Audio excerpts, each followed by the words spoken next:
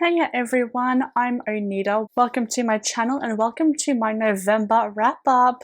I read a total of 5 books, that is including a DNF, and it was actually a pretty decent month. A pretty decent reading month, if I do say so myself. A lot of 4 stars. I really enjoyed everything I have read. But before we get into the books that I really did enjoy, I'm just going to talk about the DNF, and that is The Last List of Vivian Walker by Megan Albany.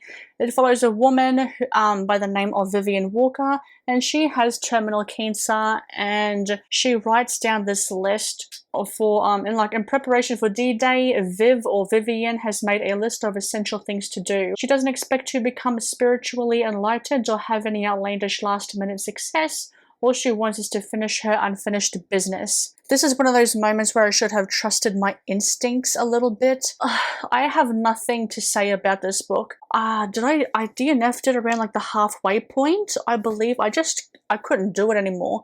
If you want to know my thoughts, I don't have any, for starters, but if you go onto Goodreads and look at the 1 or 2 star reviews, they are more along the line of my thinking for this book. I did not like it at all, and it was a bit of a struggle to read, and I just couldn't do it anymore. I said, no, I'm not doing it. I'm not putting myself through this. DNF'd it, and I feel better for it. Now, going back to me talking about my instincts, and I should have trusted myself and my instincts. What I meant is, well, I still should have trusted my instincts, but it just seems like a good book. But then when I saw this book in the bookstore, I was just kind of avoiding it and just kind of like, I don't think so. And I should have trusted my gut instincts. I don't do it enough. Kind of. Well, I do. But there are other instances where I push myself to read something where I should have trusted my instincts, and I don't enjoy them. Like the books that I pick up where I push myself to read it. This is one of those books. Now let's get into the books that I read and actually really did enjoy. The first one is Tower of Fools by Andrzej Sapkowski. It is the first book in the Hussite trilogy. Andrzej Sapkowski is the author of the Witcher series, and I really like this book. It follows Rainmar, or sometimes Rainovan. He is a doctor, a magician, and according to some, a charlatan. Discovered in bed with the wife of a high-born knight, he must flee his normal life, but his journeys will lead him into a part of Europe which will be overtaken by chaos, religious tension between Hussite and Catholic countries, threatening to turn into war. Pursued not only by the affronted Sturger brothers, bent on vengeance, but also by the Holy Inquisition and with strange mystical forces gathering in the shadows, Rainovan finds himself in the Narrenturm, the Tower of Fools. The tower is an asylum for the mad or for those who dare to think differently and challenge the prevailing order. But can Rainovan escape the tower and avoid being drawn into the conflict around him without losing his mind? I gave this 4 stars out of 5. And the side characters in this book were kind of the star attraction for me. The main character is fine. He's like a 24, 23-year-old man with only one thing on his mind, and that is sex and women. So it's kind of a little bit repetitive and a little bit kind of eye-rolly a bit, but the side characters were the stars for me, especially the ones that were accompanying Rainmar or Rainovan to I don't want to say smuggle him, but to help him get into Hungary. Or Hungary, not Hungary, but Hungary. I think it is, or Budapest? No, not Budapest, that's where he trained. But anyway, to go to another European country where he won't, like, get offed. They were the star attraction for me. I keep saying this and I'll get to the reason why. They tell Rainmar to his face that he is an idiot and he doesn't think properly about situations that could get him into further sticky situations and the consequences that could happen with that, like the fallout of that. And I really liked the side characters. They were so freaking awesome, and they were very, oh my god, what's his, Charlie? I think his name is Charlie or Scarly. I really liked him, and also, oh my god, what is his other name? There's another one, there's 2 people, there's 2 side characters, but the 2 side characters were so good, they really were. If you've heard me mention the word Europe, it is Polish. It's Polish historical fiction fantasy, but it is very heavily leaning leaning on the historical fiction elements. The fantasy is very mild. Oh god, I feel like there's another genre in here as well that kind of mixes in really beautifully. I don't think there is. I was just looking at my notes and it's just historical fiction and fantasy are the main two elements, but it is more historical fiction leaning. And it's a part of European history that I had absolutely no idea about. Whenever someone says anything about European history, I always think of World War II and like Auschwitz and all that kind of stuff. That's what I think of. That's what pops into my head when I think of European history. But this one is a very fascinating one, especially because it's religion, especially because it is religion based. I don't like religion at all in real life, but when it comes to fiction, I eat it up. I love it when it comes to fiction. The historical and fantastical elements were blended in very, very beautifully that it was a little bit difficult for me to know which genre to put it in for my statistics and for like the end of the year content. It was a little bit difficult to try and figure out where to put it. But after reading some reviews on Goodreads, I'm very happy with the fact that I am putting this in historical fiction. I want to read more historical fiction that don't seem to be World War II, because whenever I look at historical fiction books, a lot of them seem to be World War II, and I don't want to read those. Like maybe a couple, I might read a couple, but I don't want to only read World War II stuff. I want to know other stuff. And I'm grateful that this one, and also the Outlander series as well, I'm also grateful that like those two series, this one included, is making me branch out of that. And it's making me realize, hey, there are parts of history that aren't just World War II. And back to the religious aspects of it, I got a little bit confused on which side was which and which countries were for what religion. I'm going to have to do a little bit of research into that because I do want to know which countries are which and who goes for what religion. And before I get into book 2 and 3, or maybe I'll just continue on and be a lazy bum and not do my research. I think upon reread and the more I get into books 2 and 3, I think I actually will understand a little bit more. Fingers crossed, here's to hoping. A large part of this book may be a little bit on the slower side for people. I know it was for me a little bit, but like once it gets going, it feels dense. It's so dense. It's 550 pages it is, so it doesn't look like any other normal 550 page book, or maybe it does. I don't know, I think it's because of the size of it, because it's a bit bigger than just the normal traditional hardbacks that come up to paperbacks. I mean, that come up to like around here, like the smaller ones. This is like the big floppy ones. Oh gosh, nearly dropped it. And I don't mind the slower portions of it. You get a chance to know the characters a little bit more and to get a little bit of foreshadowing into what could happen in like the next chapters. So I actually don't mind the slower parts in books. The fantasy elements I actually really enjoyed. It's witches and wizards. That's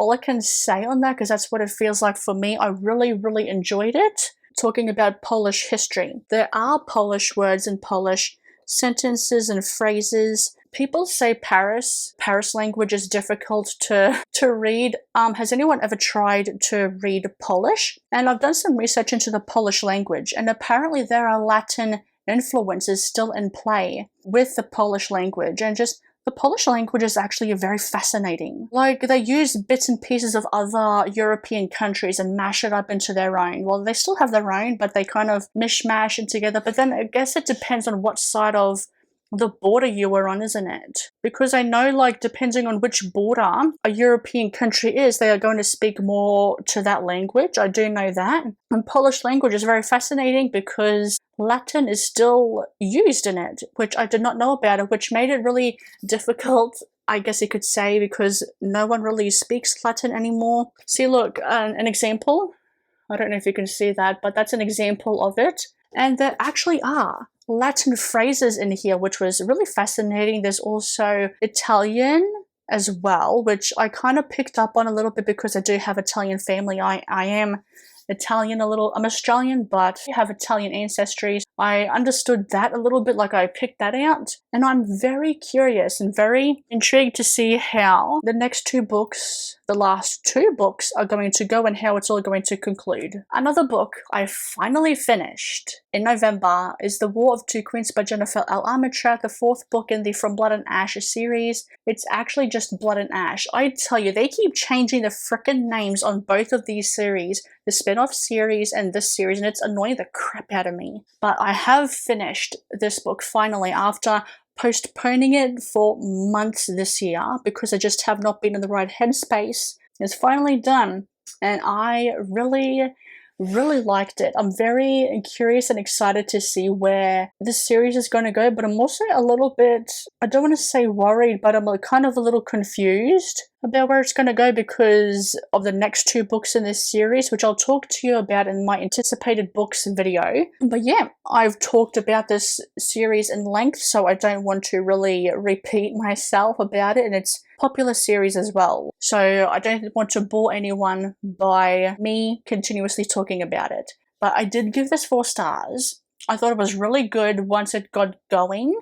And I won't say too much because it is the 4th book in the series and I don't want to spoil anything for anyone. This book took me around 100 pages to really get invested and to really get going into it. I feel like the plot is starting to come around a little bit more, especially with the tie-ins to the spin-off series, the Flesh and Fire, not A Shadow in the Ember, the Flesh and Fire series, for fuck's sake, I was correct before, and how it's all intertwined together, and the history of this world we are getting a little bit more because this one deals a lot with the prophecy from the first 3 books that we got glimpses into, and it talks about how prophecy is not what you think it is, kind of thing. Obviously, am I saying too much? All I can say, it leans a little bit more to the prophecy side of things, and I really enjoyed it. I feel like the plot is coming together a little bit more,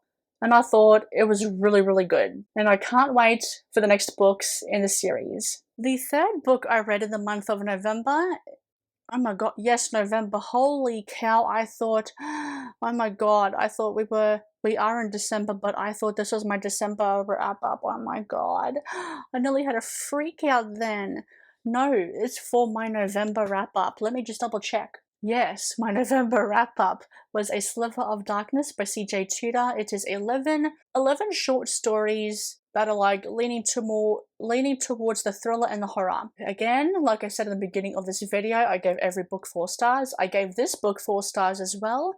And it was a very strong short story collection. Really enjoyed it. I feel like CJ Tudor is going to be an author by author for me, and possibly even like a favorite. I don't know. I feel like I'm going to have to read more books. I'm sorry, I heard a scratching noise. Oh, that's the clock, not a scratching noise. Oh god. Anyway, I'm gonna have to read more books from her because there's one short story in here that follows another character in another book. I think it's The Taking of Annie Thorne, I believe.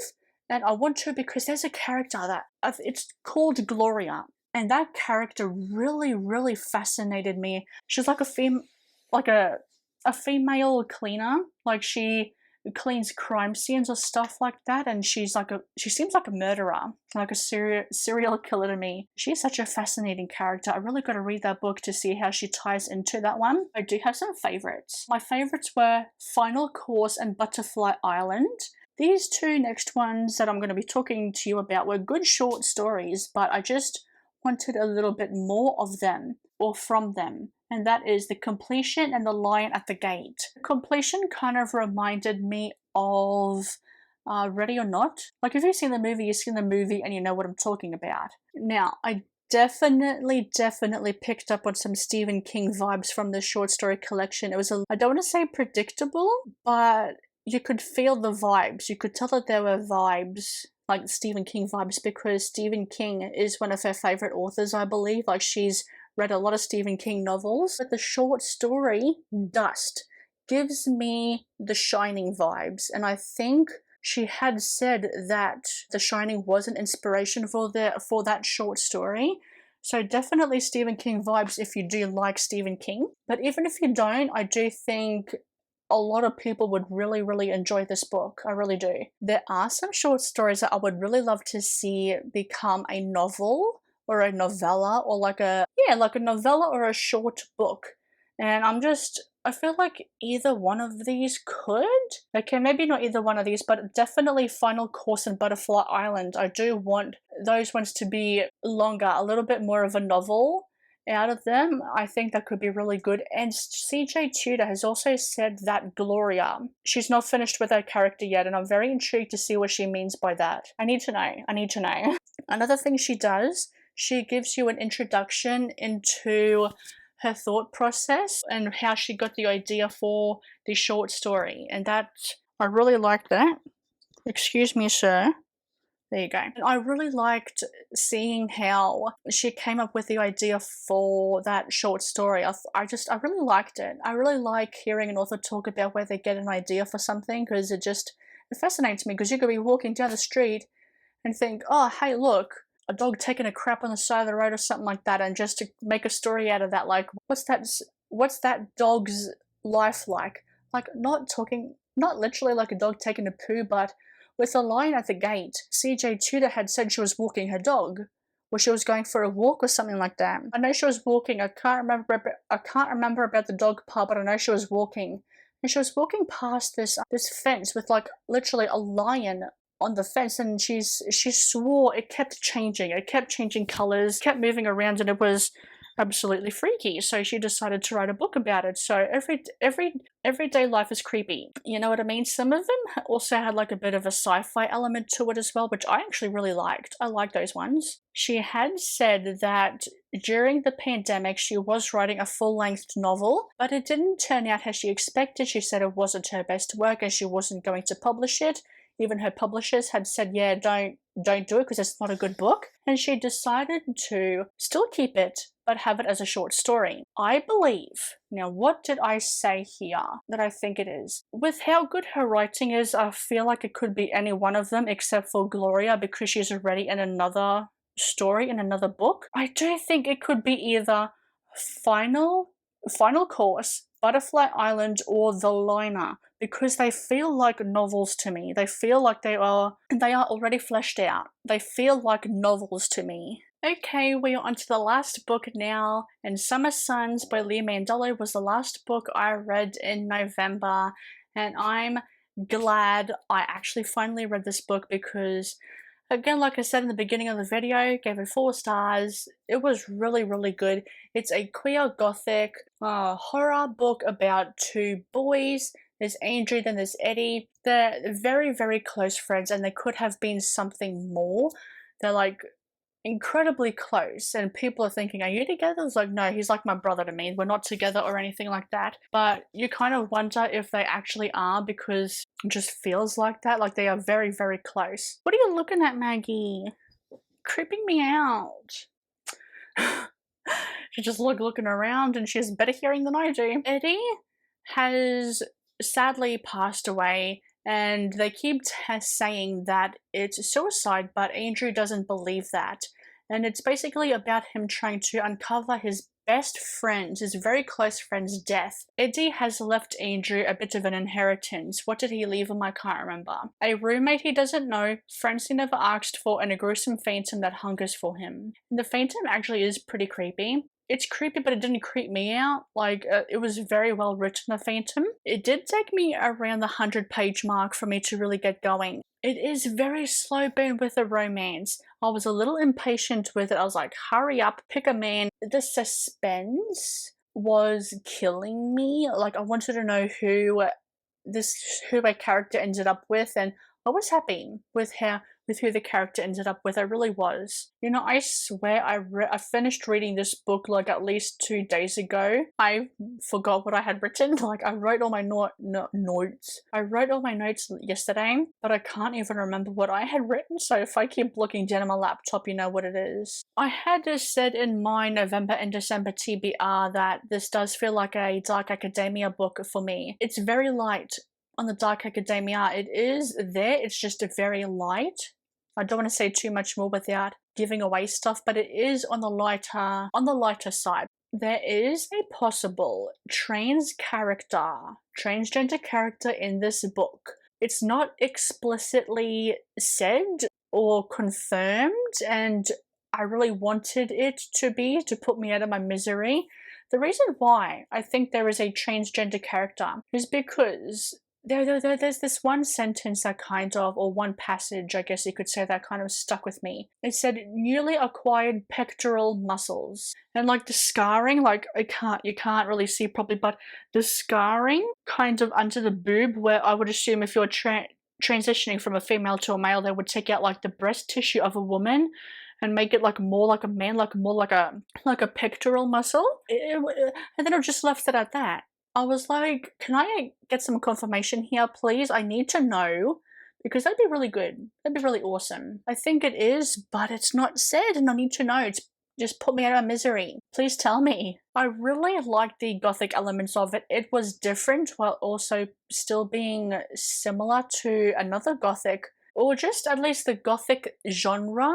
And the only gothic novel I have read is Mexican Gothic. I liked this book in terms of the gothic elements and the gothic vibes more than I did Mexican Gothic. Like, Mexican Gothic is good, but the more I think about it, the more time I have away from this book, I feel like my rating would change from a 4-star to a 3, but I really liked Summer Suns. I like the gothic elements a little bit more. I don't want to say too much without spoiling it, because I feel like it's about the mystery about how Eddie died, and I feel like I have to be careful with what I say, because if I say too much, it could spoil, because it deals with curses and folklore and where they originate from. And I feel like I really liked seeing how Southern, especially like the gothic, like folklore and curses and stuff like that from like the southern side of America. I loved seeing how some of them were originated, especially one in particular. I really liked seeing how one of them originated. I thought it was different while also being similar, having the same gothic vibes as possibly other gothic novels. That's all, everyone. Thank you very much for watching.